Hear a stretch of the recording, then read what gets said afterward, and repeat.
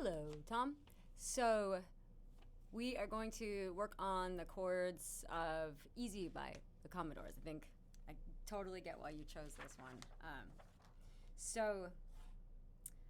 Easy might be apropos as a name because it's not going to be too difficult. There's things about it, but the rhythm can be a little tricky, but because rhythm is your jam, you're going to be fine. Okay, so let's go over the chords. I have charted your little pictures out for you. I'll take a picture and send this to you. And then I'm going to put the camera at the other angle so we can be looking down on the chords together. But since I've got this set up right here, let's start with this. So let's go over your right hand, and then when I change to the other angle, we'll do it again, okay?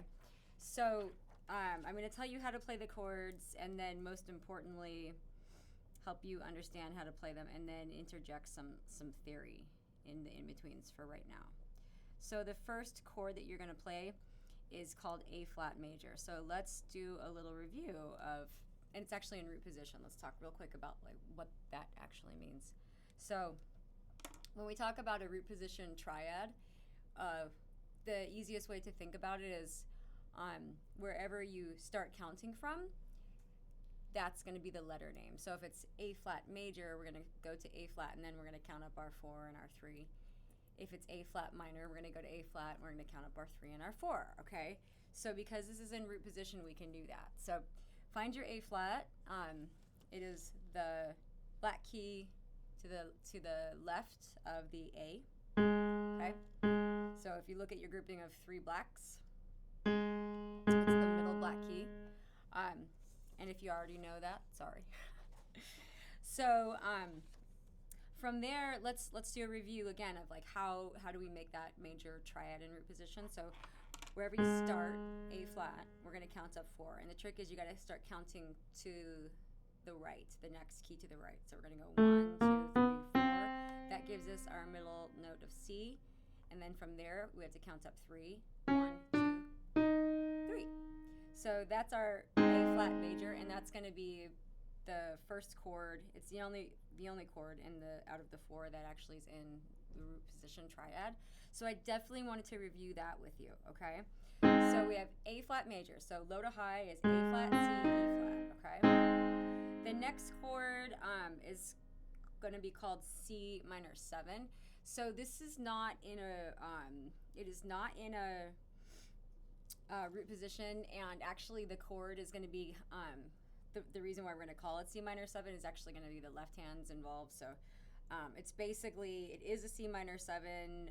It's just both the left and the right hand are comprising it, and then it's going to be in a different order, okay, or kind of an inversion. So without getting too heavy into that one, your right hand is going to play low to high G, B flat, E flat, okay? So we've gone from A flat major, which was A flat, C, E flat. Then to get to the C minor 7, you leave that E flat, so that top note in place, and you move down to G and B flat, so the E flat stays, okay? So A flat major is A flat, C, E flat, and then we move our thumb, and depending upon what fingers you're moving, to G and B flat. Okay, now we have the third chord, and it's also the fourth chord. So then we're going to move everybody over, I think, a whole step to the left. So the final chord is going to be low to high F, A flat, D flat, okay? So we're in F, A flat, D flat, and then that actually is the fourth chord too. And it changes names from the third to the fourth because of what happens with our left hand. Okay, so I just want to make sure you know how to play it because I know that's the most exciting thing, and then throw some theory in there for you. So we have A flat major, and then we go to C minor 7, which we move to keep the E flat, that top note, and then we move to G and B flat. Then we move everybody over a whole step, so then we've got low to high F, A flat, D flat, and that's our third and our fourth chord. Okay, so let me switch over to the camera that's pointing at the other piano.